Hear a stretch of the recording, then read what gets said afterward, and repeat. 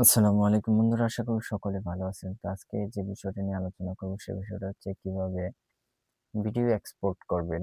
Video export করার জন্য কয়েকটা ওয়ে আছে। যেমন ১ নম্বরে ফাইলে ক্লিক করার পর এই যে দেখেন আ এক্সপোর্ট প্রজেক্ট।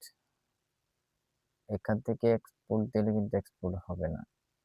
ইম্পোর্ট থেকে দিলে হবে না। এই যে এক্সট্রাক্ট, ইম্পোর্ট এখানে দেখেন, খুঁজে দেখেন এগুলো, এদিকগুলো না। ফাইলে ক্লিক করার পর সরাসরি একদম নিচে চলে আসবেন। নিচে থেকে আপনার এক্সপোর্ট করতে হবে। এই যে নিচে থেকে এক্সপোর্ট ক্লিক করলেন, এখানে চলে আসবে। এছাড়া আপনার সরাসরি আরেকটা জিনিস আমি আপনাদেরকে দেখিয়ে দেই। এই যে দেখেন প্রিন্ট টু ফাইল F11 তার মানে এই এক্সপোর্ট এ যাওয়ার পর শুধু F11 প্রেস করলেই এখানে চলে আসবে। এখানে চলে আসলে আপনারা H.264/ABC তে ক্লিক করবেন। তারপর H. এটাতে ক্লিক করবেন।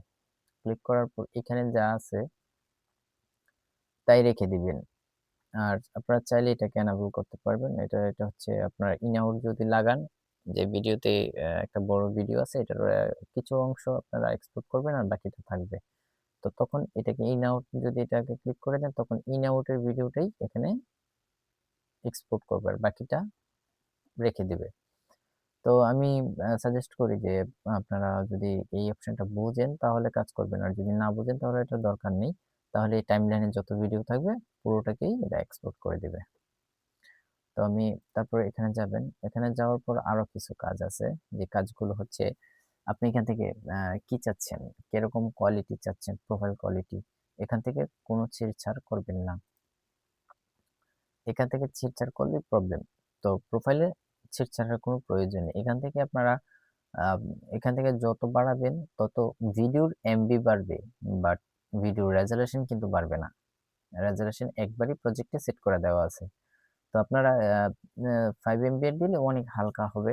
আমি সাজেস্ট করব আমি আ মেক্সিমাম আমি আপনার 9 থেকে 12 এর ভিতরেই আমি কাজ করি। আমি 9 দিয়ে দিলাম। আর এখান থেকে হাই স্পিড কখনোই দিবেন না, সুপার ফাইন দিবেন। তারপর ওকে দিলে এটা এক্সপোর্ট শুরু হয়ে যাবে। তো এক্সপোর্ট শুরু করার জন্য আপনারা যেকোনো ড্রাইভে দিতে পারেন। আপনাদের ইচ্ছামত ড্রাইভে যাওয়ার পর একটা ফোল্ডার তৈরি করে তারপর হোল্ডারের ভিতরে দিতে পারেন। যেমন এক্সাম্পল এরকম একটা হোল্ডার তৈরি করলেন। হোল্ডারটাকে সিলেক্ট করলেন আর সেভ ওটাকে সিলেক্ট করার পর ভিতরে গেলেন, সেভ এ দিলেন, সেভ হয়ে যাবে। তো আমার তো এটার দরকার নাই। তো আমি এটাকে ডিলিট করে দিচ্ছি। তো আ আমি এই প্রজেক্টটাকে যদি সেভ করি তার জন্য আমি আম আমার ই ড্রাইভে চলে যাব।